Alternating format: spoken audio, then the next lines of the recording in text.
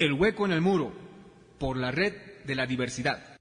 Segundo bloque en el hueco en el muro por la red de la diversidad en este martes 11 de marzo, cuando son las 9 de la mañana con 3 minutos. Hemos arrancado con la música de Tiken Jah Fakoly, este notable músico marfileño desde la costa este del África, la costa oeste más bien del África.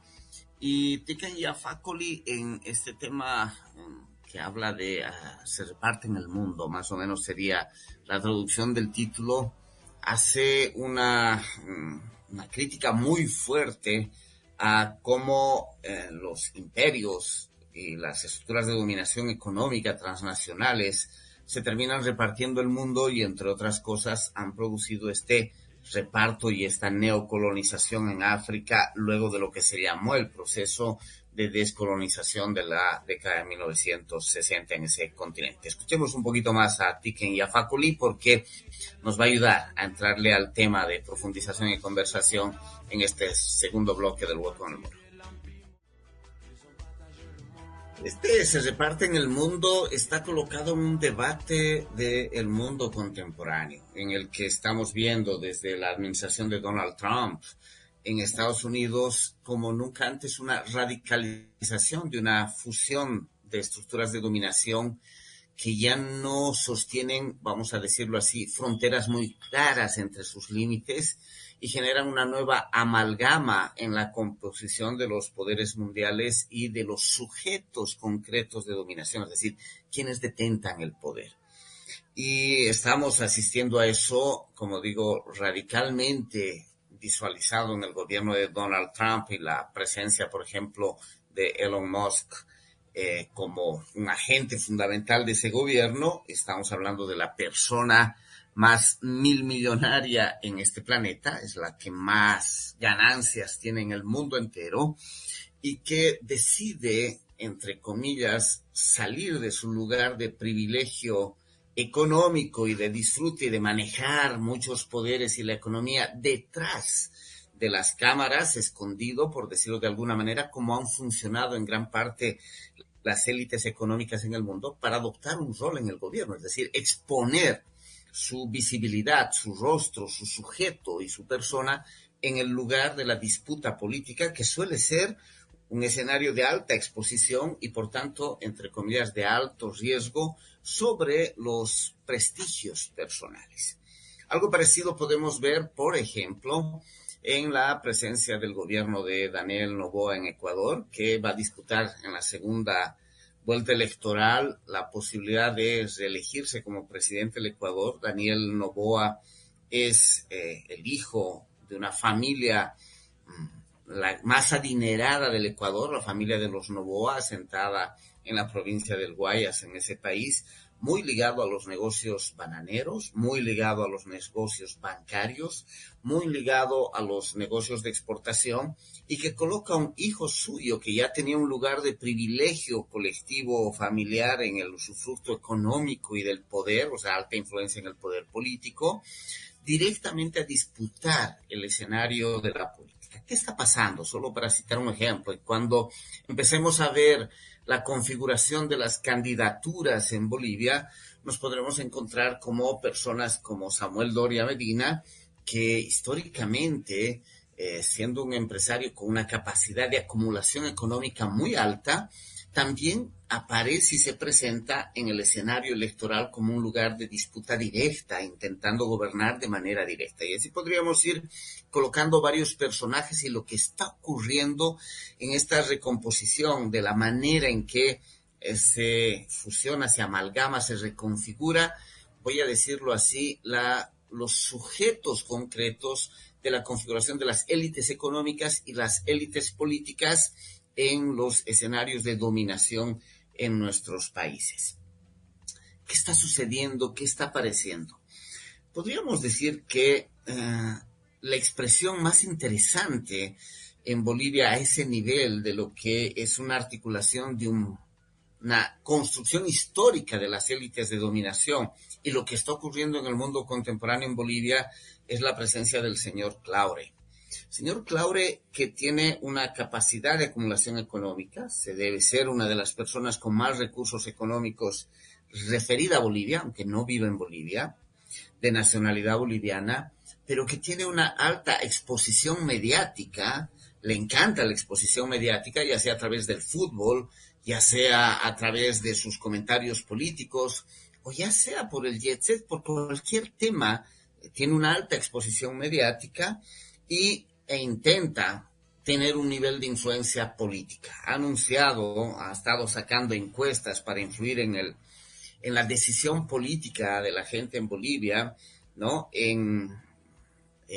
A través de distintas coberturas de estructuras mediáticas, y ha anunciado una macroencuesta a ser presentada los primeros días de abril. Y opina de todo, es decir, opina de fútbol, opina de política, opina de la economía del país, tiene intereses ligados directamente a la explotación del litio, a la conexión con el manejo de semillas de transformación genética, está ligado a negocios del fútbol, como digo, que le permite una visibilidad y una articulación transnacional. Ese es un elemento importante hoy para las nuevas élites, la visibilización de sus actividades como actividades, entre comillas, exitosas, pero ligadas al disfrute, al ocio, sea el fútbol, sea la música, sea los medios de comunicación, sea la organización de eventos, como un mecanismo de exposición de ese su lugar privilegiado, ¿no? Tiene intereses en temas de minerías de transición, minerales energéticos, por eso lo del litio, etcétera, etcétera. Y es capaz de opinar de todo, articulando, podríamos decir, y esto es una de las cosas más importantes en las configuraciones discursivas de los sectores dominantes hoy, articulando tres cosas que se fueron constituyendo históricamente en esta suerte de comportamiento de las élites como propietarias del mundo y de nuestros países. Marcelo Claure habla como si fuera el dueño de este país, el que estaría en el lugar privilegiado de darle lecciones a quien sea. Y lo voy a poner un ejemplo del fútbol. No hace mucho tiempo Marcelo Claure se animó hace unos 2 años, 3 años, mantuvo una discusión muy fuerte con el presidente de la Federación Boliviana de Fútbol, diciéndole lo que tenía que hacer o no, lo que debería obedecer o no, independientemente de las críticas a la Federación Boliviana de Fútbol, es decir, no son santos de mi devoción, por decirlo de alguna manera. Pero Marcelo Claure asume la posición de decirle lo que tienen que hacer, lo que está válido, lo que no está válido. Asumen los criterios de verdad. Y cuando digo Marcelo Claure, está hablando de una manera en que se están configurando las élites. Es la manera de hablar de Javier Milei, de Bukele, de Daniel Noboa, de Donald Trump, para citar algunos ejemplos. Es la misma manera de la actuación en que su voz se convierte en el único criterio de verdad que debe ser seguido por los otros. Y hace 1 semana, 2 semanas, les estaba diciendo en un medio de comunicación, hablando de fútbol, quién debería ser o no ser el presidente del equipo rival del Tigre, de Die Strongest. Independientemente de que tenga una directiva desastrosa a los del Tigre, lo que hace Marcelo Claure es esta sensación de dueñidad de todos los espacios, que incluye como el mecanismo de exposición de su éxito su gestión en el fútbol. Y esto me parece fundamental porque junta, como decía, 3 elementos históricos de la configuración de las élites. Un elemento es lo que podríamos llamar la patronalidad. Es decir, las élites en nuestros países colonizados, surgidos en la periferia, en el sistema mundo, y que vivieron esas élites de las migajas, por decirlo de alguna manera, de los espacios dominantes, ¿no?, de la centralidad colonial y de los llamados países desarrollados, que les asignaron territorios de administración vía el usufructo por renta, por ejemplo, el cobro de impuestos, la administración de peones en un sector por la vía de los obrajes, por ejemplo, y las encomiendas en la época colonial. El encomendero tenía un territorio que administrar y una población a quien extraer el impuesto para trasladar al centro colonial y quedarse con una parte, al generarse este mecanismo intermediario sobre las estructuras de dominación centralizadas,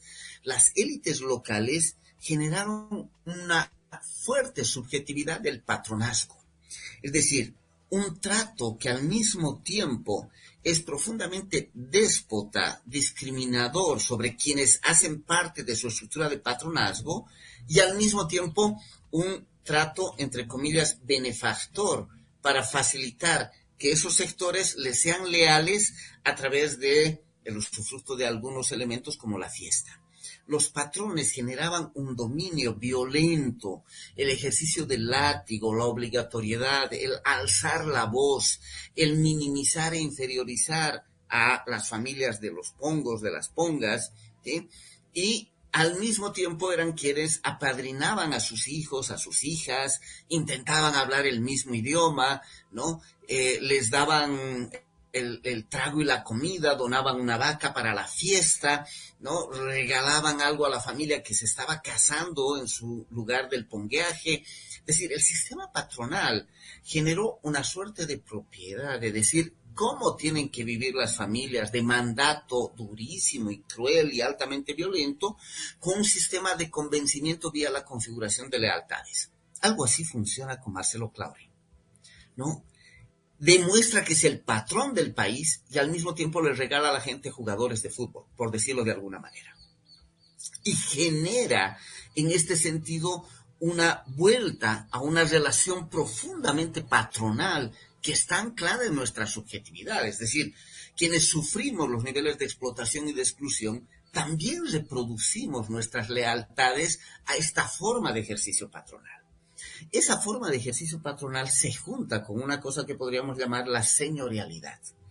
¿Qué tiene que ver esta señorialidad? La señorialidad configuró a nuestras élites en esta idea fundamental de que la única manera de ser señor, de ser señora, de ser auténticamente sujeto o sujeta, era imitando a los centros dominantes, solo que imitándolos radicalizando su comportamiento. Entonces, la señorialidad y la configuración de nuestra señorialidad en el país constituyó élites de imitación grotesca. Recordemos, aquí algunas veces me ha gustado utilizar este tipo de ejemplos, la construcción de la Casa Dorada en Tarija o del Castillo de la Glorieta en Sucre, que fueron construcciones de finales del siglo XIX, es decir, cuando había pasado el proceso colonial, ya éramos un país independiente. Pero las élites radicalizaron sus formas de imitación de lo que consideraban que era exitoso en la arquitectura en el mundo dominante y los radicalizaron de manera grotesca en nuestros países. Eso desborda las élites y llega también a los sectores populares, lo que genera una suerte de imitación aún más caricaturesca.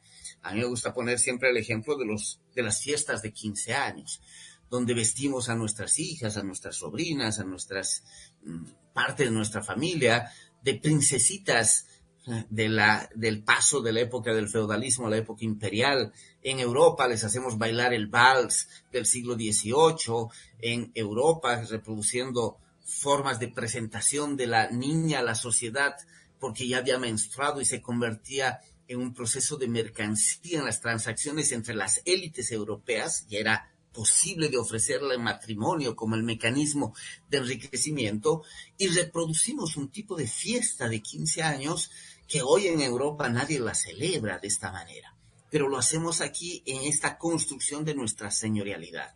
Y entonces las élites locales, a diferencia de Trump, por ejemplo, necesitan radicalizar sus formas, o de Elon Musk, porque no tienen el mismo poder que las élites centrales.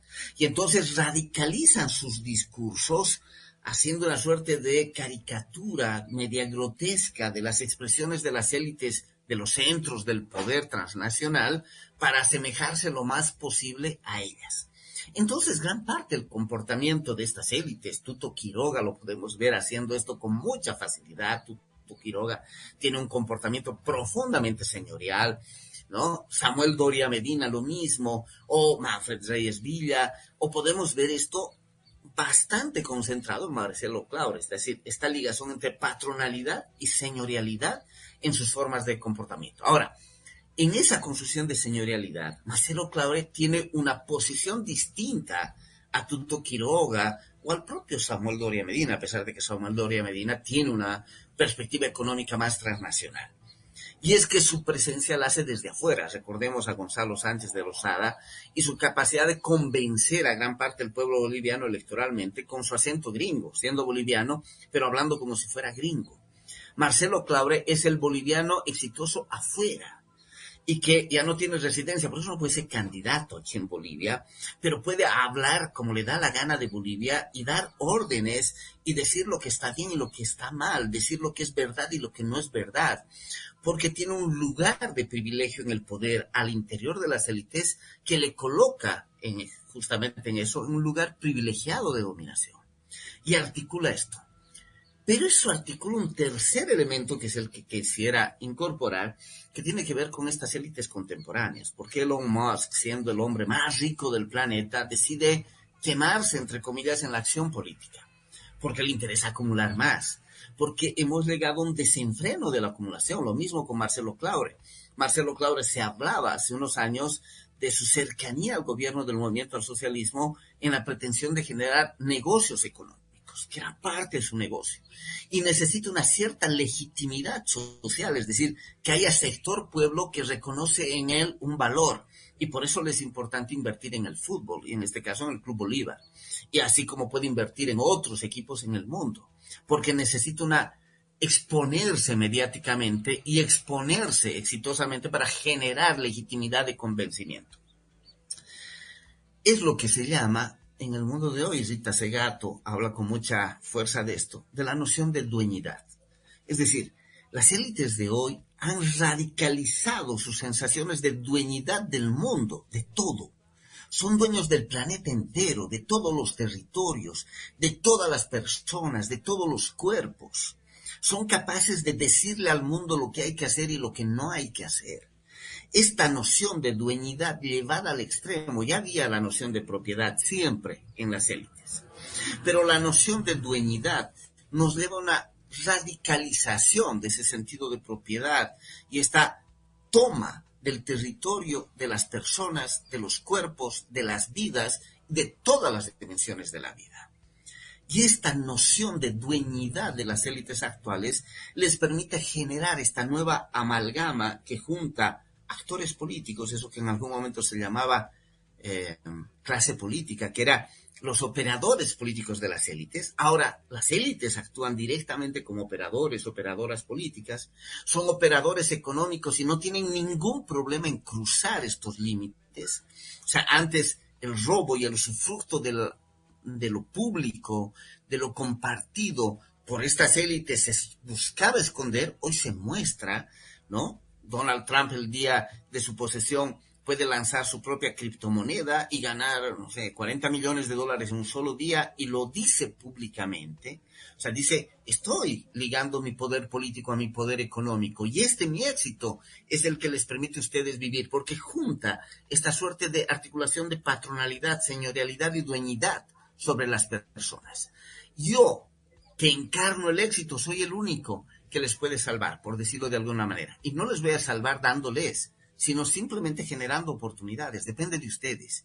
Y si ustedes no son capaces de tomar las oportunidades, pueden ser sacrificados y asuman su sacrificio. Ese es un poco el discurso de Donald Trump, o es el mismo discurso que utilizó Javier Milei y que generó convencimientos en sectores juveniles y en sectores populares votando por Javier Milei en la Argentina.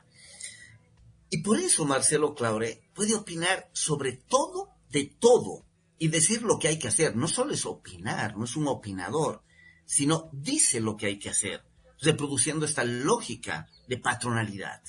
Les dice a todos, les dice a la prensa, le dice al gobierno, le dice a los actores políticos de la oposición, es decir, a esos que se están disputando quién es el candidato mejor de la oposición de derecha en el país, les dice lo que tienen que hacer. Le dice a la Federación Boliviana de Fútbol o le dice al Club Die Strong, es decir, le puede decir a quien sea lo que le toca hacer, porque combina con mayor radicalidad esta señorialidad, esta patronalidad y esta dueñidad.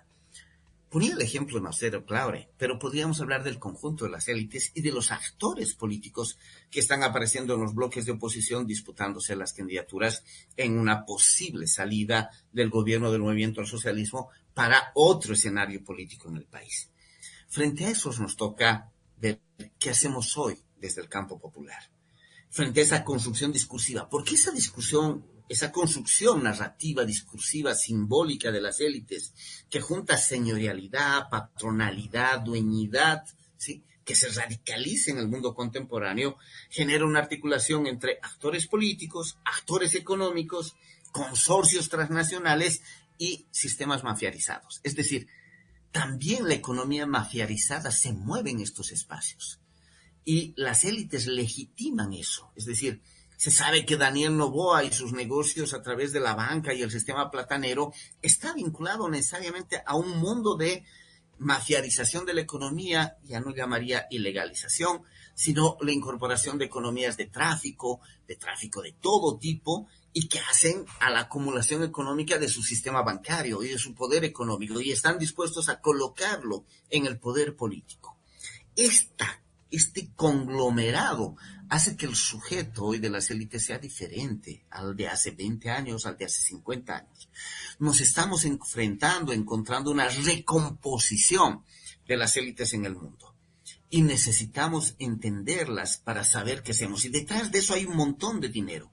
Eso no ocurre por la presencia mesiánica de una persona, de Javier Milei, de Trump. No, detrás de eso hay inversión económica altísima, en otro programa podemos hablar de ello, que genera una cantidad de institucionalidades, con fondos económicos, con procesos de formación a cuadros intermedios, con estructuras políticas partidarias, con recursos económicos para medios de comunicación y el rol de la estructura mediática, inversiones económicas en plataformas digitales y en todo lo que llamamos redes sociales, fuerte, ¿no? Incorporación económica en la construcción discursiva de la cultura y por tanto luego financiando acciones culturales que les favorecen, aunque no sea discursivamente, pero les favorecen en la construcción de una subjetividad que acepta y genera aplausos y beneplácito a esa señorialidad, a esa patronalidad y a esa dueñidad.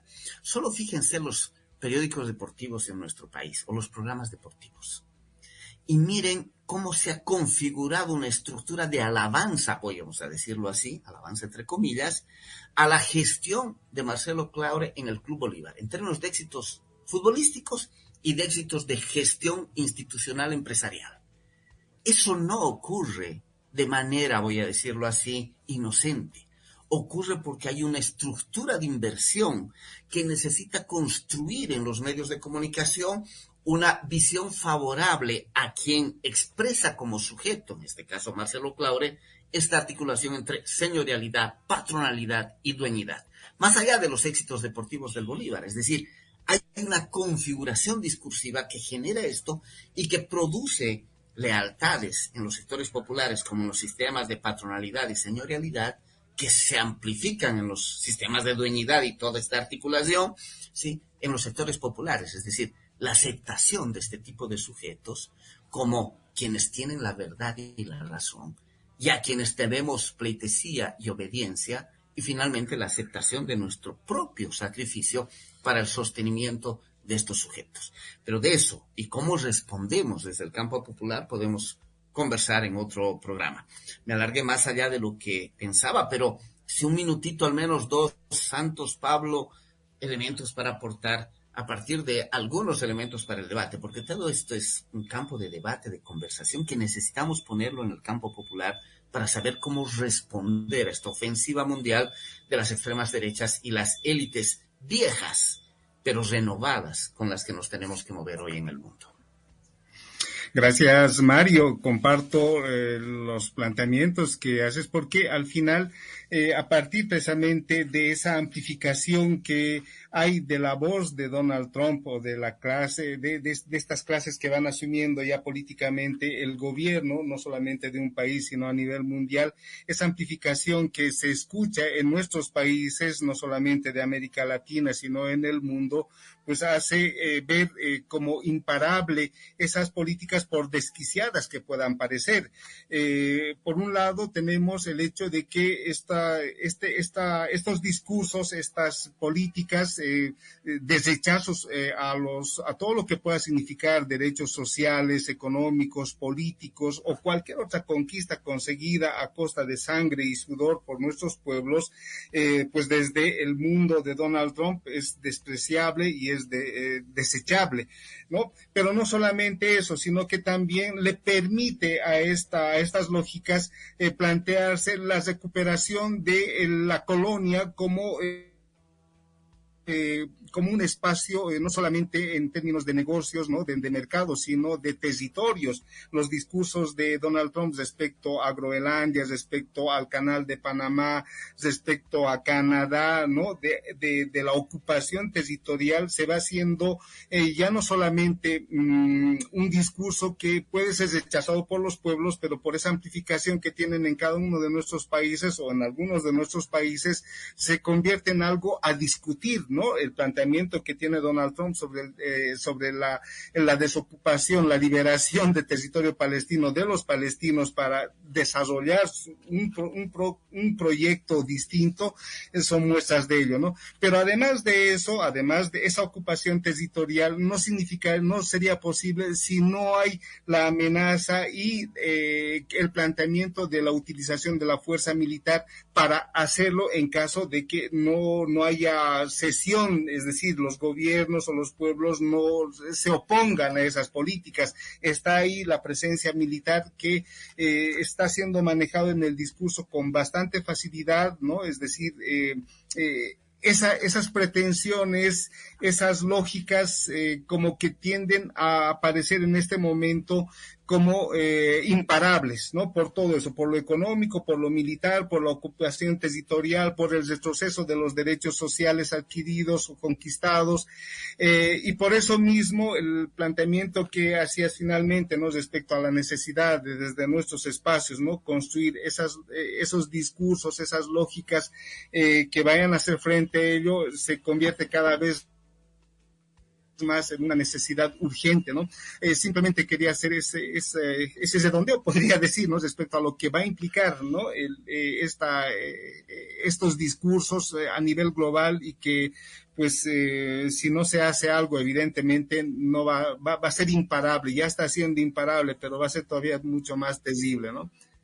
Eso. Yo soy un poco más optimista, pero comparto esta caracterización que has hecho, Mario, en torno al escenario mundial de esta nueva ofensiva de las élites, que las has calificado como patronal, colonial, que creo que en general me parece una descripción ajustada a este fenómeno de estas ofensivas hegemónicas en el mundo. Sin embargo, estas se han logrado imponer porque efectivamente había un contexto favorable, creíble, para que la población de estos distintos países opte y vote dándole apoyo y respaldo. No es algo que es gratuito, sino tiene que ver con un contexto de quienes han asumido también o han dejado de asumir en ese momento el gobierno, las políticas que estaban siendo implementadas, que ha habido un duro cuestionamiento desde la propia sociedad de nuestros países. Sin embargo, hay cada vez es un poco, diríamos, alentador saber que en un corto tiempo, estoy hablando del gobierno de Donald Trump, del propio Milei, que en un corto tiempo se han ido desgastando porque ha sido evidente esta suerte de privilegio de dar poder a los que más tienen en detrimento de la mayoría de los habitantes de nuestros países. Este es lo que le está aconteciendo a Donald Trump, a Javier Milei. Miro por un lado también de esperanzador, porque ante un discurso de honestidad a las castas se actúa totalmente o se actúa en esa misma dirección.